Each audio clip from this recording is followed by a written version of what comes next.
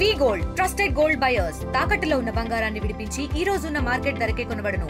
మరిన్ని వివరాలకు సంప్రదించండి 7710 నెల 7-8 తారీఖున గౌరవ విద్యాశాఖ మంత్రి నారా లోకేష్ గారి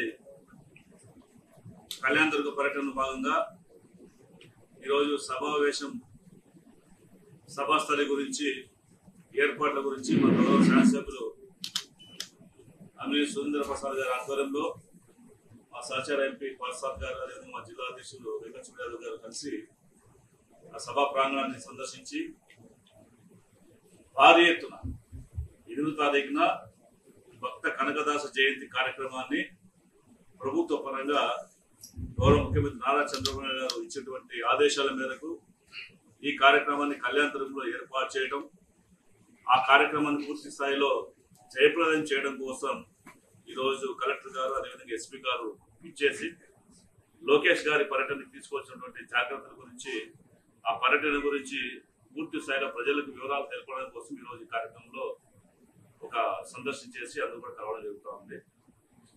ఈ రాష్ట్రంలో అభివృద్ధి సంక్షేమాన్ని కూడా పూర్తి స్థాయిలో అమలుపరుస్తూ దేశంలో మొట్టమొదటి స్థానానికి ఆంధ్రప్రదేశ్ తీసుకునేలాగా ఒకవైపు నారా చంద్రబాబు నాయుడు గారు అదేవిధంగా మరోవైపు నారా లోకేష్ గారు విదేశీ పెట్టుబడులను తీసుకొచ్చి ఈ రాష్ట్రంలో అనేక సంస్థలు ఏర్పాటు చేసి రాష్ట్రంలో ఉన్నటువంటి నిరుద్యోగ యువకులకి యువతులకు అందరికీ కూడా ఉద్యోగావకాశాలు కల్పించే దిశగా ప్రయత్నాలు చేస్తూ మరోవైపున ఆర్థిక అభివృద్ధిని సాధిస్తూ భారతదేశంలో మొదటి స్థానానికి తీసుకొచ్చేలాగా ప్రయత్నాలు జరుగుతున్నాయి.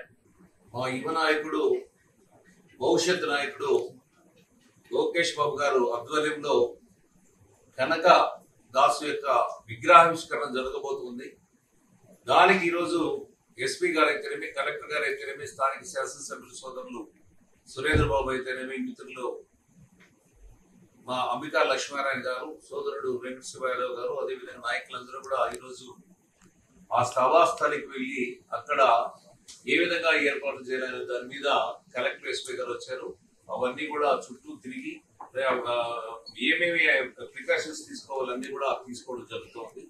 ఈ రోజు కనకదాస 538వ జయంతి కూడా ఆ రోజు 8వ తారీఖు భారతదేశ వ్యాప్తంగా కూడా నడుస్తుంది. అదే క్రమంలోనే కళ్యాణదుర్గం నియోజకవర్గంలో కూడా ఈ 8వ తారీఖున ముఖ్యంగా మా యువ నాయకుడు లోకేష్ బాబు గారి చేతుల మీదుగా ఆ విగ్రహావిష్కరణ కూడా ఉంటుంది.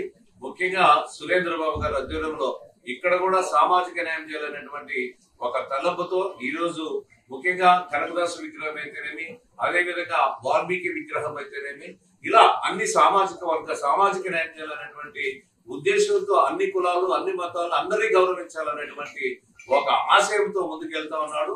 అదే విధంగా ఇక్కడ ఉన్నటువంటి కులాలకు చెందినటువంటి వ్యక్తులకు ముఖ్యంగా ఈ రోజు కులస్తులకైతేనేమి, వాల్మీకులకైతేనేమి, ఒడ్డెర కులస్తులకైతేనేమి, మైనార్టీస్కి అయితేనేమి, అదే విధంగా అన్ని వర్గాల ప్రజానికానికి కూడా అందుబాటులో ఉండి అన్ని సౌకర్యాలను ఈ రోజు కలగజేయడం జరుగుతోంది. ఈ రోజు ప్రజాస్వామ్యం అంటే మనం అందరూ కూడా చూస్తున్నాం. అందరూ కూడా విలువలు ఇవ్వాలి, విలువలతో కూడిన స్థానం కల్పించాలనేది ప్రతి ఒక్కరూ చెప్పే మాట. నేను ఎన్నికల కన్నా ముందు నిజంగా నాకు వాల్మీకి గురించి తెలుసు, కనకదాసు గురించి తెలుసు.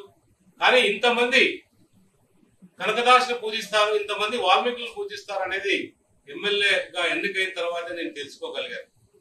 ఎందుకంటే ఒక నెల రోజులు అంటే ఈ అక్టోబర్ 7వ తారీఖు నుంచి ఈ నవంబర్ 7వ తారీఖు వరకు కూడా వాల్మీకి జయంతి ప్రతి చోట జరుపుకుంటున్నారు. అంటే ఎంతో గొప్ప మహానుభావుడు కాబట్టి వాల్మీకి మనందరూ కూడా మహానుభావుడు కాబట్టి జరుపుకుంటున్నారు. అలాగే కనకదాస్ జయంతి ఈ నెల 8వ తారీఖు ప్రారంభమవుతుంది. ఆ కనకదాస్ జయంతి సందర్భంగా ఎవరైతే మన రాష్ట్ర భవిష్యత్తు నాయకుడు, యువ నాయకుడు ఉన్నారో నారా లోకేష్ బాబు గారు కళ్యాణదుర్గ ప్రాంతానికి రావడం నిజంగా నేను అదృష్టంగా భావిస్తున్నా. ఇది పూర్తిగా వెనుకబడిన ప్రాంతం. తెలుగుదేశం పార్టీని పూర్తిగా ఎన్నో రకాలుగా ఆదరించిన ప్రాంతంగా కళ్యాణదుర్గానికి ఒక చరిత్ర ఉంది. ఆ చరిత్రను గమనించి అడిగిన వెంటనే తక్షణం కళ్యాణదుర్గంలో కనకదాస్ జయంతి నిర్వహిస్తున్నామంటే ఏమీ కూడా ఆలోచన చేయకుండా నేను వస్తున్నాను అని చెప్పడం, చక్కచక్క ఏర్పాట్లన్నీ కూడా జరిగిపోవడం ఇది చిన్న విషయం కాదు. ఎందుకంటే ఆయనకున్న బిజీ షెడ్యూల్లో చాలా బిజీ షెడ్యూల్. మొన్ననే చూసాం 1,37,000 కోట్లతో గూగుల్ సంస్థను కూడా తీసుకొచ్చాడు. అంటే ప్రపంచ స్థాయి సంస్థని తీసుకొచ్చి మనం విశాఖపట్నంలో పెట్టాడంటే ఆ ఘనత లోకేష్ బాబు గారిదని చెప్పాలి. అలాగే మళ్ళీ కూడా తర్వాత కూడా ఆస్ట్రేలియాకి పోయాడు. ఆస్ట్రేలియా బిజీగా పోయి చాలా ఇండస్ట్రీస్ ని కూడా చాలా మంది కలిశాడు. రేపు ఈ నెల 14-15 తారీఖులో కూడా విశాఖపట్నంలో పెట్టుబడిదారుల మీట్ కూడా ఉంది కాబట్టి ఇంకా అన్ని ఆ రోజు ఇంకా రాబోతున్నాయి. ఇంత బిజీ షెడ్యూల్లో కూడా కళ్యాణ్ దుర్గానికి 2 రోజులు కేటాయించాడు. 7వ తారీఖు ఎందుకు కేటాయించాడంటే ఎన్నికల సమయంలో ఆయన వచ్చి నేను ఈ రోజు మీతో అందరితో సమావేశం అవుతున్నా, నాయకులు అందరూ కూడా ఉన్నారు ఆ రోజు, మీతో ఈరోజు సమావేశం అవుతున్నా, గెలిచిన తర్వాత కూడా ఒక రోజు ముందుగా మీ దగ్గరకు వచ్చి అందరితో సమావేశం అవుతాను అందరూ ముందర ప్రత్యక్షంగా నారా లోకేష్ బాబు గారు ఆ రోజు చెప్పడం జరిగింది.